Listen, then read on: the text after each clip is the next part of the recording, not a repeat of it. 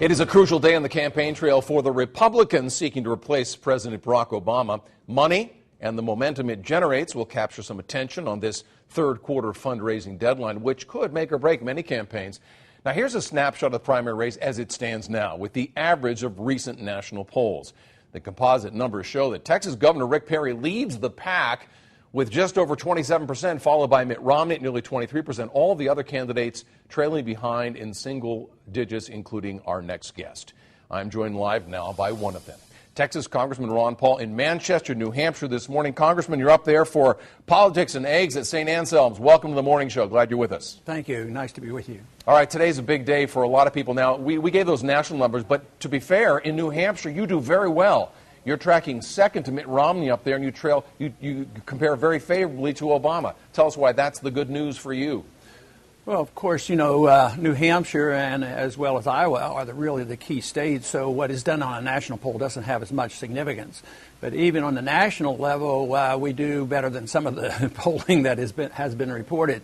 So I think New Hampshire is, the first real primary race, and we are doing very well here, and the momentum keeps building, so we're quite happy with the way things are going. Even if you do well in New Hampshire, there are some who say that you're marginalized on the national front because you're out of touch with Republicans with some of your stands. Talking about abolishing the United Nations, for example. How are you going to square that with appeal on the national platform? Well, I think the appeal is to the American people. Yes, there may be some in the Republican leadership that still believes in the status quo, and they believe in the same foreign policy, the same monetary policy, but that's not what grassroots America is talking about right now. And then when they do the polling with my name against Obama, even in Florida, I'm either tied or a point ahead.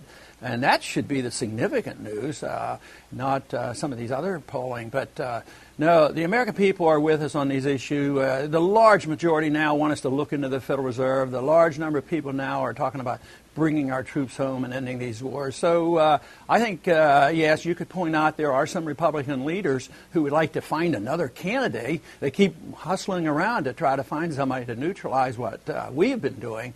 But time will tell, because I believe I'm closer to where the people are. Well, they're not looking for other candidates just to neutralize you, to be fair. I think the Republicans seem desperate to have someone who can beat Barack Obama. You seem to trail very well, or you track very well against Obama in New Hampshire. Why does that work in New Hampshire and not nationally? Well, I think it has worked when you put my name just right up against Obama. You know, Florida is quite a different state from New Hampshire, and we do very, very well. So I don't think we could assume that when my name is up against Obama that I don't do well in the other part of the country, and I only do well here in New Hampshire. But, of course, with New Hampshire, we've been working very, very hard, and they happen to have a free spirit here that is very appealing to what I've been talking about.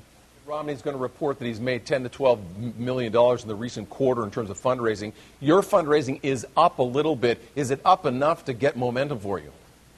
Oh, I would think so. So I think for us, the key to it is to raise enough money to campaign, and we will. I don't know the exact number, but I think that one of the interesting things that somebody, I hope, checks it out for me is how many donors we have and what the average donation is, and compare it to some of the other candidates that will have a lot more money when they do all the bundling and all the special interests come together and donate the money. So I think we're going to do quite well. And I think when you get large numbers of people donating, that means a lot more than if you get a few people, buying influence. So I think we're going to be able to compete quite well. Ralph Nader recently came out saying that he would support your candidacy. Jesse Ventura offered himself up as a vice presidential partner to you. Do you like that idea? Well, it's interesting because I think it certainly shows that the appeal that I have and our campaign has is broad-based, that it isn't to a narrow group of people in the Republican primary, and this is why I think we have a lot of strength. It's challenging in the Republican primary, but when progressives are coming out and independents are coming out and saying, yes, we can support, Ron Paul, I think this opens up a lot of people's eyes and say, well, what is this message that has such broad appeal? So I sort of enjoy that when others say, we ought to look at Ron Paul and his politics. How do you feel about an ABC News poll that says 27% of Republicans just don't like you, And then you hear all of the push for someone like Chris Christie. The Republicans seem enthusiastic about getting anybody out there, and they aren't pulling behind you. Well, I mean, it's challenging, but, over the years, the people who know me, the one thing I was very proud of in my district where the people knew me best is my negatives were always so low. And it didn't mean that they always agreed with everything, but my positives were very high in trust and in character and what I stood for and why I lived up to my promises. But the negatives were very low. So I think that indicates I really need to let the people know more about me, and then that's what campaigning is all about. So I'm not too concerned about that, but I don't think I should ignore it either. All right, folks up in New Hampshire have a chance to get to know you up close and personal at the Politics and Eggs breakfast at St. Anselm happening in the next hour. Thanks for joining us on The Morning Show. Thank you.